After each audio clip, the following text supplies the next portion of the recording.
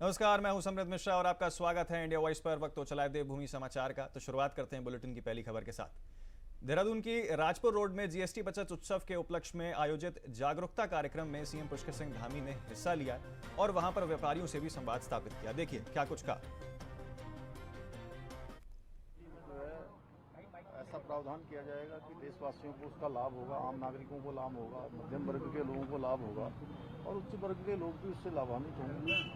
तो ये जो जीएसटी पर रिडक्शन है ये 22 सितंबर कल से लागू हो गया है, नवरात्र के पहले दिन से, और इसके कारण से सभी को बड़ा लाभ हो रहा है। और जो आवश्यक वस्तुएं, उपयोग की वस्तुएं सभी अब सस्ती हो गई हैं और इससे बहुत बड़ी सेल भी होने वाली है। मैं बहुत सारे यहाँ पर स्टोर पर गया हूँ, दुकानों पर गया हूँ, तो मुझे उन्होंने सबने बताया है कि इसका बहुत बड़ा असर दिखाई दे रहा है।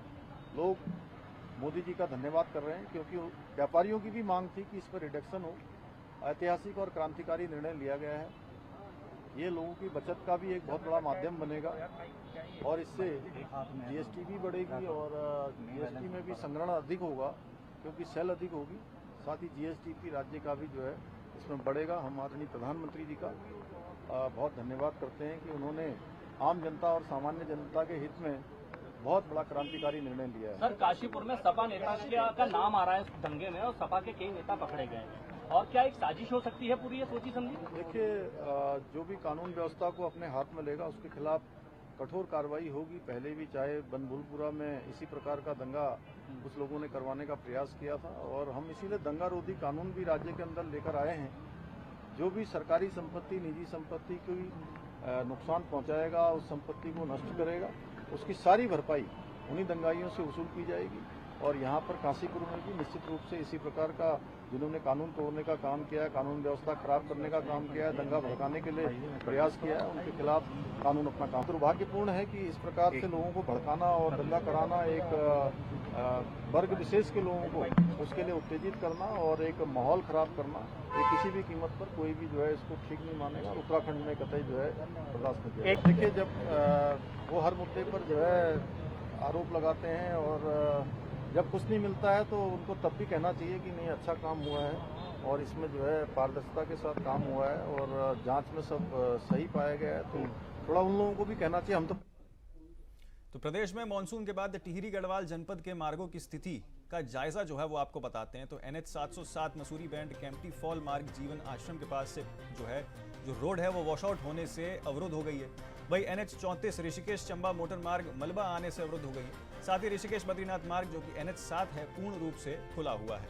तो इसकी तस्वीरें जो हम आपको दिखा रहे हैं किस तरीके से कुछ मार्ग ऐसे हैं जो अवरुद्ध हो चुके हैं और लेकिन कुछ मार्ग ऐसे भी हैं जो सुचारू रूप से यहाँ पर काम कर रहे हैं।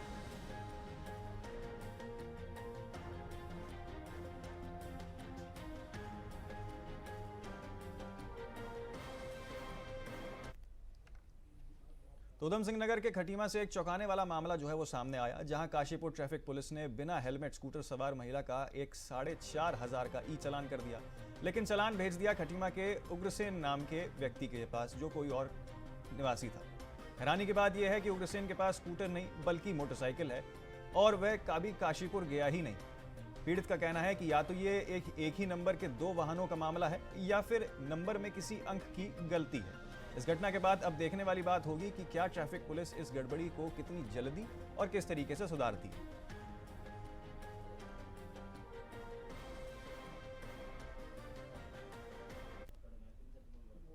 उत्तराखंड हाईकोर्ट में निजी स्कूलों द्वारा मनमानी फीस वसूली के खिलाफ दायर जनहित याचिका पर सुनवाई जो है वो हुई है।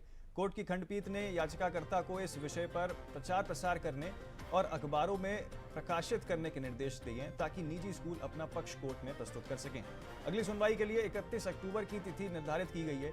इससे पहले कोर्ट ने उत्तराखंड के सभी स्कूल एसोसिएशंस को पार्टी बनाने और राज्य सरकार को जवाब दाखिल करने का आदेश दिया था। तो देहरादून के अधिवक्ता जसविंदर सिंह ने याचिका दायर कर बताया कि कुछ निजी स्कूल ट्यूशन, एडमिशन और यूनिफॉर्म रजिस्ट्रेशन फीस सहित कई प्रकार के अतिरिक्त शुल्क वसूल कर रहे हैं, जबकि सरकार ने 2017 में स्कूल फीस के मानक जो है वो तय किए थे। इसके तहत एक बार एडमिशन शुल्क लेने के बाद पुनः प्रवेश शुल्क और कोई काशन मनी जो है वो नहीं लिया जा सकता। इस मामले में कोर्ट ने सख्ती जो है वो दिखाई है।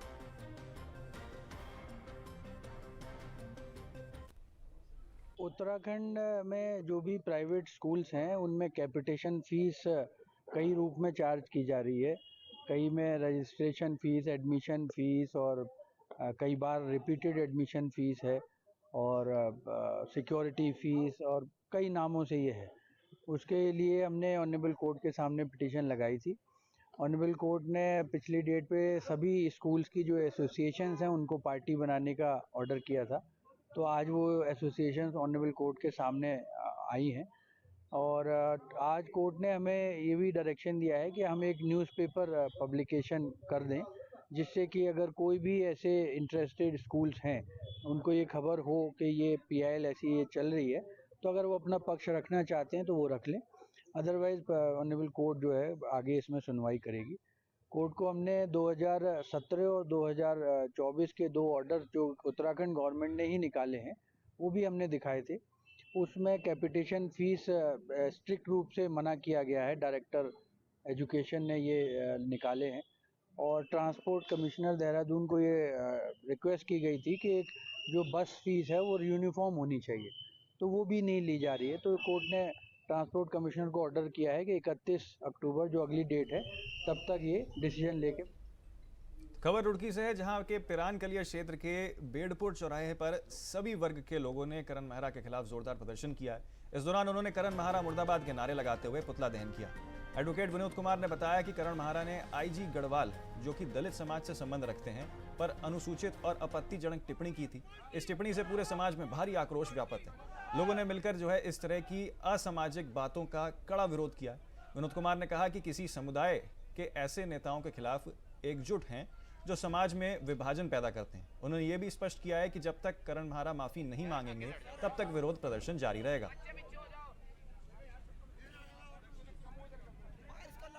देखिए, हमारे प्रदेश के यशस्वी मुख्यमंत्री श्री पुष्कर सिंह धामी जी के द्वारा हमारे प्रदेश में जितने भी दलित अधिकारी थे उन सबको एक अहम जिम्मेदारी दी हुई है और इन जिम्मेदारियों से जो कांग्रेस पार्टी जो दलितों के हित की बात करती है या अपने आप को दावा करती है कि हम दलितों के हितैषी हैं, उनके पेट में सबसे ज्यादा दर्द है।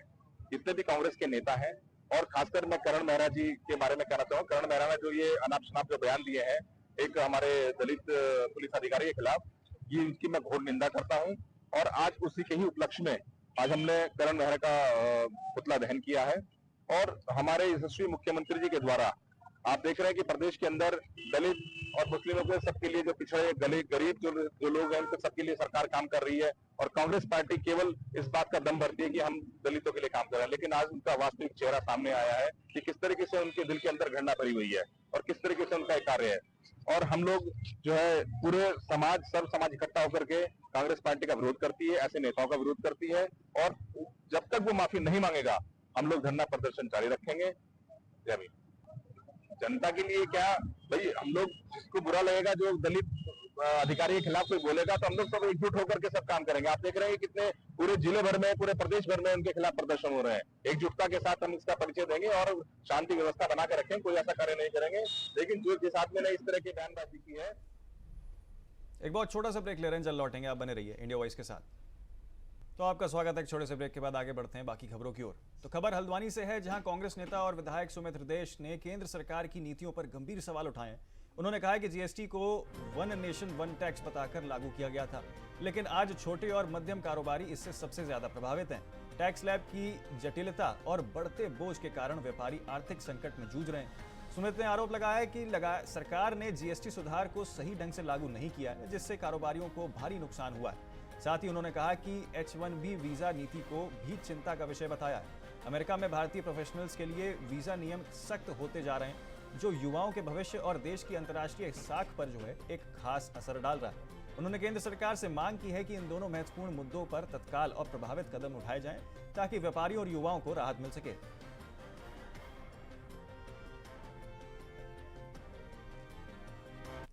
माहौल बनाया जा रहा है, लेकिन मेरा उनसे ये प्रश्न है, जिस सरकार में GST लग्जरी गाड़ियों पर तो 5% कर दिया गया है, लेकिन किताबों पर और कागज़ पर 18% है, यानी किताबें महंगी हो गई, लग्जरी गाड़ी सस्ती हो गई, तो क्या ये GST जायज़ है? मेरे ख्याल से ये जो जीएसटी लागू हुआ है और इसका जो ये कह रहे हैं इन्होंने इसमें सुधार लाए हैं, ये सुधार पहले दिन से क्यों नहीं? और दूसरा मेरा सवाल ये है कि जो जितने छोटे व्यवसाय जो सफ़र कर रहे हैं, आज की तारीख में छोटा व्यवसायी सबसे ज़्यादा इस सरकार में, इस अर्थव्यवस्था में प्रताड़ित है, उसके लिए आप क्या नीति रीति लाए? तो इसलिए उत्सव तो आप 100 मना लीजिए। उत्सव तो अगर मैं स्थानीय बात करूं तो इन्होंने लड्डू बांट दिए थे, आईएसबीटी बन रहा है, आईएसबीटी बन रहा है, तो वो तो आज तक बना नहीं, तो इसलिए खूब उत्सव मनाइए। आम जनता, जनमानस क्या बोलेगी, थोड़ा समय की बात है, देर है, पता लग जाएगा। नहीं, अब ये बताइए ना, H1B वीज़ा जो है, मैं आपके श्रोताओं को बता दूं, उनको मिलता है जो बिज़नेस करने के लिए वहाँ पे जाते हैं या फिर किसी फर्म में काम करने के लिए जाते हैं, उनको ये बिज़नेस वीज़ा H1B वीज़ा मिलता है। तो आप खुद ही लगा लीजिए कि अगर कोई चीज़ जिसके दाम दुगने कर दिए गए हैं, यानी कि टैरिफ तो ऑलरेडी बढ़ा दिए थे उन्होंने, तो क्या दोस्ती है? दोस्ती थोड़ी ना है। अब तो ऐसा कभी कभी लगता है कि अधीन है भारत सरकार डोनाल्ड ट्रंप के। पहले ऑपरेशन सिंदूर में आपने देखा कि तो भारतीय सेना ने जो जज्बा भारतीय नौसेना और वायुसेना ने दिखाया था, उसको रोकने का काम भी डोनाल्ड ट्रंप ने करा, वरना हम तो पाकिस्तान के 3 टुकड़े कर ही देते इस बारी। तो इतने अधीन हम क्यों हैं उनके, इतने अधीन हम डोनाल्ड ट्रंप के क्यों हैं कि हम कोई भी बात साफ अपनी नहीं कह पा रहे हैं और हमारे लोग प्रताड़ित हो रहे हैं? अब एक फ़्लाइट थी, मेरे ख्याल से न्यूयॉर्क से थी या कहाँ से थी, मैं श्योर नहीं हूँ, 3 घंटे वो टारमैक पे रुकी रही, उसे उड़ने नहीं दिया, क्योंकि H1B वीज़ा के नए संशोधन ट्रंप साहब ने घोषित करे थे। 3 घंटे तक वो बेचारी फ्लाइट इंडिया के लिए जो उड़नी थी वो नहीं उड़ी, 3 घंटे पश्चात वो फ्लाइट उड़ी। और ये बहुत ही दुखदाई एक अध्याय है कि अमेरिका की जो नीति रीति है उसके अधीन भारतवासी और भारतवर्ष दिख रहा है। तो रानीखेत प्रांतीय चिकित्सा स्वास्थ्य सेवा संघ की रानीखेत शाखा के नए पदाधिकारियों का निर्विरोध चयन संपन्न हुआ। कार्यक्रम में मुख्य अतिथि के रूप में सीएमओ अल्मोड़ा SC त्रिवादी ने जो है यहाँ राजकीय चिकित्सालय रानीखेत में सीएमओ डॉक्टर RK वर्मा उपस्थित रहे। अन्य चिकित्सकों ने दोनों अतिथियों का स्वागत पुष्पगुच्छ, मालाओं और स्मृति चिन्ह देकर जो है किया। बैठक में द्वाराहाट, चौक खुटिया जैसे तमाम चिकित्सकों ने भाग लिया। चुनाव पूर्णतः निर्विरोध संपन्न हुआ, जिसमें डॉक्टर विपिन चंद्रा को अध्यक्ष और दीपक शर्मा को सचिव जो है यहाँ चुना गया था। नवनिर्वाचित सभी पदाधिकारियों का गर्मजोशी से स्वागत किया गया। इस अवसर पर संघ के चीफ एडवाइजर डॉक्टर दीप प्रकाश पार्की ने कार्यक्रम का सफल संचालन किया। यह आयोजन चिकित्सा समुदाय में एकता और नेतृत्व को मजबूती प्रदान करने के लिए एक सिद्ध करने वाला कदम बताया जा रहा है।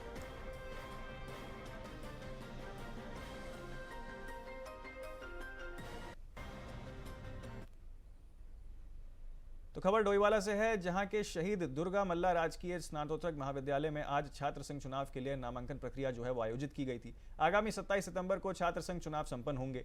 इस बार चुनाव में NSUI और ABVP के बीच सीधा मुकाबला देखने को मिल सकता है, जिसमें चुनावी माहौल भी काफी गर्म हो गया है। कुछ महीनों पहले आपको बता दें कि पदों के लिए मतदान होगा, और इसी के साथ जिसमें अध्यक्ष, उपाध्यक्ष, महासचिव और सह सचिव, कोषाध्यक्ष और विश्वविद्यालय प्रतिनिधि शामिल हैं। महाविद्यालय प्रशासन ने इस बार सह सचिव और कोषाध्यक्ष के पद के छात्राओं के लिए आरक्षित किया है, जिससे महिला प्रतिनिधियों का भी प्रोत्साहन मिलेगा। महाविद्यालय के प्राचार्य डॉक्टर DP भट्ट ने ये जानकारी देते हुए बताया कि पूरी पारदर्शिता और शांतिपूर्ण ढंग से संपन्न कराए जाएंगे चुनाव। इसी के साथ नामांकन प्रक्रिया के बाद प्रत्याशियों की अंतिम सूची जारी की जाएगी और चुनाव प्रचार को गति में लाया जाएगा।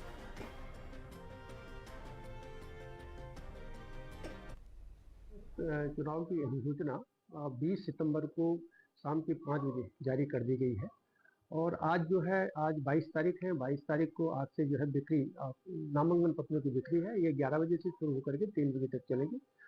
कल 23 तारीख को नामांकन होगा और 24 तारीख को नामांकन की वापसी, जो बच्चे वापस लेना चाहते हैं वो 11 से 12 बजे के बीच में वापस ले सकेंगे। उसके बाद 24 तारीख को 12:30 बजे से 3 बजे के बीच में नामांकन प्रपत्रों की जाँच होगी, और फिर 24 तारीख को ही वैध सूची का प्रकाशन किया जाएगा। 27 तारीख को मतदान होगा, 8 बजे से 1 बजे तक मतदान होगा। 2 बजे से काउंटिंग शुरू हो जाएगी, और जैसे ही काउंटिंग पूरी होगी उसके बाद चुनाव की घोषणा कर दी जाएगी, और तत्काल बाद जो है शपथ पदों के चुनाव होंगे। ये अध्यक्ष है, उपाध्यक्ष है, सचिव है, सह सचिव है, कोषाध्यक्ष है और छात्र संघ विश्वविद्यालय का। इस बार कुछ सीटें रिजर्व की गई। हाँ, 2 पदों पर जो है विश्वविद्यालय ने छात्राओं के लिए रिजर्व की है, तो उसमें एक कोषाध्यक्ष है और एक सह सचिव है। ये चक्रानुक्रम में अगले साल इस तरह से दूसरे पदों के लिए हो जाएगा। हरिद्वार में जागरणों और धार्मिक आयोजनों में देवी देवताओं की झांकियों को लेकर एक नई बहस जो है वो छिड़ गई है। श्री अखंड परशुराम अखाड़ा ने ऐसी झांकियों में दिखाई जाने वाली अभद्रता और अश्लीलता के खिलाफ सख्त रुख अपनाते हुए माया देवी मंदिर परिसर में पोस्टर जारी किए। इन पोस्टरों के माध्यम से साधु संतों और आयोजकों से आग्रह किया गया है कि धार्मिक आस्था और मर्यादा के साथ खिलवाड़ ना किया जाए। आंकड़ों ने स्पष्ट किया है कि देखिए किस तरीके से यहाँ यदि भविष्य में किसी कार्यक्रम में भगवान के स्वरूपों को गलत तरीके से प्रस्तुत किया जाता है तो कानूनी कार्रवाई की जाएगी। इस अभियान को कुछ जागरण आयोजकों का भी समर्थन मिल रहा है, जिन्होंने यह झांकियों में पवित्रता और पारंपरिक को ध्यान में रखते हुए सभी की जिम्मेदारी इसे बताया है। धार्मिक संगठनों की यह पहल समाज में धार्मिक गरिमा बनाए रखने की दिशा में एक काफी अहम कदम जो है वो माना जा रहा है।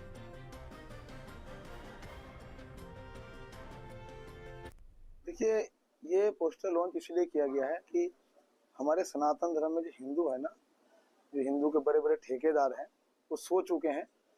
तो इस पोस्टर को पढ़ के उनके अंदर जागृति आएगी और वो जगेंगे। क्योंकि दरअसल क्या है, कहीं ना कहीं जागरण हमारे मोहल्ले में होता है, गांव में होता है, हमारे शहर में होता है। आज हम आवाज उठा रहे हैं, आपके घर में, मोहल्ले में, शहर में कहीं भी जागरण हो, कहीं भी देवी देवता को नचाया जा रहा था, एक आम इंसान भी जाके खड़ा हो सके बोलता था ये क्या कर रहे हो तुम। क्योंकि अगर एक इंसान, एक व्यक्ति खड़ा हो जाए ना ये क्या कर रहे हो, तो उसके साथ 100 खड़े हो जाएंगे। क्योंकि सबको अच्छा करना है, देवी देवता को नहीं नचवाना है, मगर आगे कौन जाए। पहले आप में इतने वर्ष बीत गए, इसलिए पहले आप में हमारे अधीर को सीधे आ गया है। पहले आप में कि हम करेंगे। बहुत सारे महात्मा उनके साथ जुड़े हुए हैं, भक्त जुड़े हुए हैं, और हम भी इनके साथ कंधे से कंधे मिला के जीवन भर साथ है।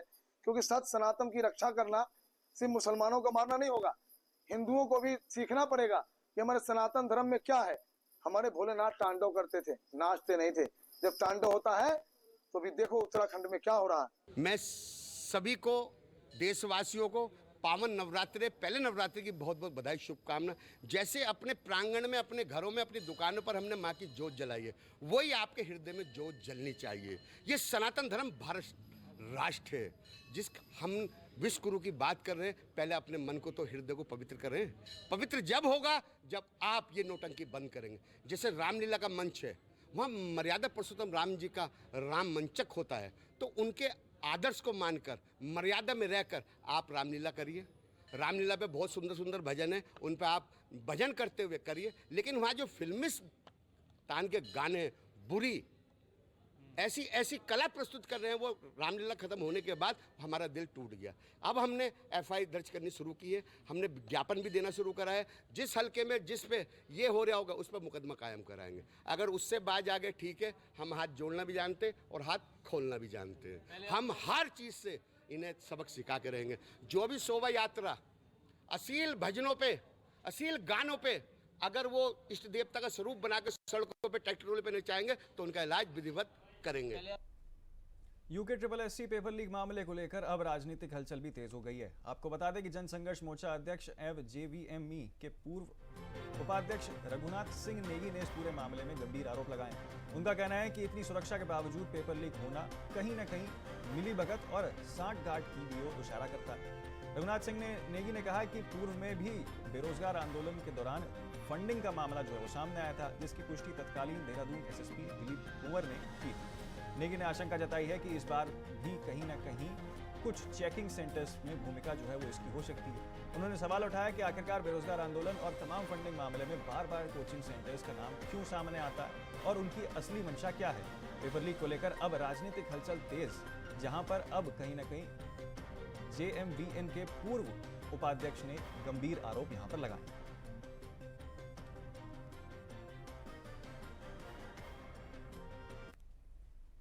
तो फिलहाल के लिए देवभूमि समाचार में मेरे साथ इतना ही, लेकिन आप बने रहिए इंडिया वॉइस के साथ।